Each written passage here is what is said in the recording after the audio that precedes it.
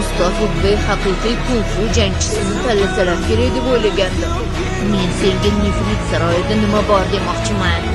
Sen kung-fuga isnod keltiryapsan. Agarda bu yerdagilarga zarracha hurmating bo'lsa, tongga bu yerdan o'zing ketasan. Ustoz, u ajdaho jangchisi bo'la olmaydi. Bu qandaydir anglashilmovchilik.